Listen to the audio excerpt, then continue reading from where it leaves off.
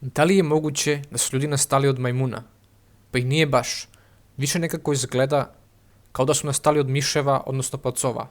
Kod nas ovde postoji izraz poganac koji se često koristi u zamjenu za reč pacov u kontekstu alave osobe. Uostalom, dok su poganci bežali od predatora, neki su se popeli na drvo. Jedni su izabrali lakši način, postali kao Batmani i dobili krila, postali viralni i zarazili celu populaciju beskrajnom lepom muzikom i ostalim zabavnim duhovnim sadržajem, a u poslednje vreme se koristi i reč virtualni sadržaj koji čudno deluje na naš mozak. Onda su drugi izabrali teži način i morali su da se ljuljaju po grane skačući od stabla na stablo, dok im se nisu izdužile ruke do zemlju kao kod majmuni da bi mogli da uzmu kamen i pogode predatora. I kao takvi izabrali logični put, takozvani pametniji, i umjesto da naprave nešto još efikasnije, napravili su nešto što nas premešta u grupu ovih prvih. I kao takvi, inficirani zabavnim sadržajem, nazvali je to potrebom tržišta i inspiracijom ovih preostalih.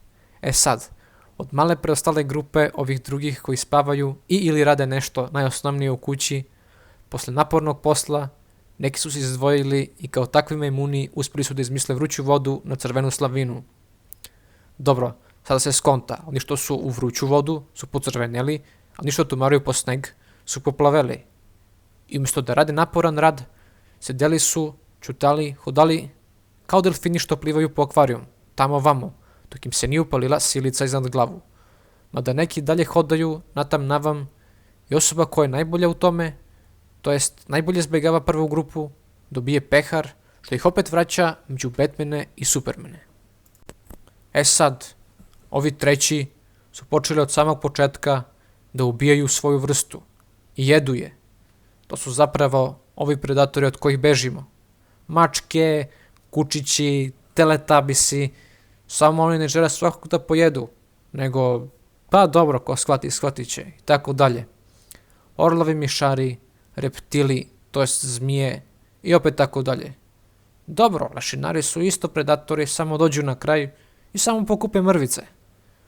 Od uvijek im je bilo lakše da ulove ove druge što bacaju kamenje, nego ove prve što dobiju krila i udlepršaju u toplije krajeve i odu u paradajz, što bi Englezi rekli za raj, mada ponekad stradaju od kamenja ovih drugih.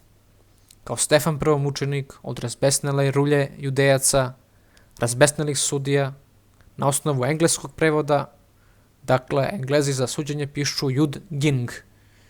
Izgleda kao da ovi Jud jejci jedu suđenje i žive od toga. Na zastavu Izraela ima ona Davidova zvezda sa dva trugla, kao jedan gore, jedan dole, kao još i plava boja koja po spektru duhovne vertikale je predstavljena kao govor, to jest balansiranje govora, kao malo gore, malo dole, poput neke pravde i suđenja. Arapi uglavnom forsiraju zelenu boju kao sredinu na spektru, što opet izgleda kao neko balansiranje, to jest suđenje. Ima tu i crvene možda, kao crvena boja sa najmanjom frekvencijom, pri dnu kao stabilna, to jest temelj za ostale boje, pa kad se to ukombinuje izađe nešto kao utemeljenje pravde ili bliže poznatije kao zakon. E sad, zašto Sudan ima sličnu zastavu kao Palestina nisam siguran. Hajde da pitamo najopasnijeg predatora na planeti. Ako možemo, ipak ima najveći mozak. E sad, da li su Kito ili Keto, zavisi da li čitamo mi ili Englezi, ali uglavnom najveća riba ostane sakrivena i zauvek zdrava i srećna do kraja života, negde u okeanu, a manju zgule na peskovitu šmirglu kao na rende i žrtvuju. Ovoj najvećoj radi i čulo mirisa i ukusa perfektno. Prevelik fantastični mozak i tako dalje. Nije fair da i ostalima loše i opravdanje. Pravda je nešto kao ne možemo tužiti mrtve zato što su se samo ubili ili stradali relativno zdravi, mladi sa minimalno pa skoro i bez patnje i boli. Ili jednostavno nisam hrabar dovoljno da uradim ovako nešto. Neki su ipak ostali miševi, dobro se kriju. mada u ostalom samo pasu travu kao neka četvrta grupa koja se konstantno meša sa ovim prethodnim, tako da ne može da se prepozna. Uglavnom ovi veći im otkidaju neki deo tela, glockaju ga kao kuče kosku, komad po komad, a oni i dalje pasu travu i nadaju se da će jednog dana porasti dovoljno veliki, toliko da budu prevelik zalogaj. I posle očekivanja da su obični miševi pobedili, to jest najbolje prošli i postali humanoidi, sledi veliko razočaranje.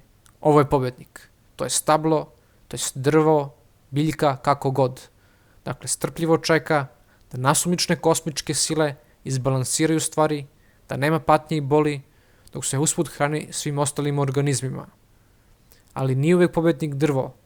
Ponekad pobede i ovi što se ne vide uopšte.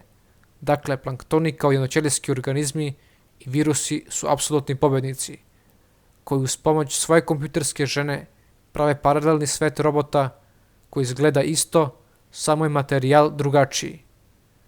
Mada ovaj veliki kamen bih stavio na presto, ali ultimativni vladar svega je užarena lopta gasa koja opstaje bez patnje i boli mnogo duže od svih ostalih postojanja. Ipak na kraju virus nije pobedio. Kaže njoj, sad poleti Batman. Ha ha ha!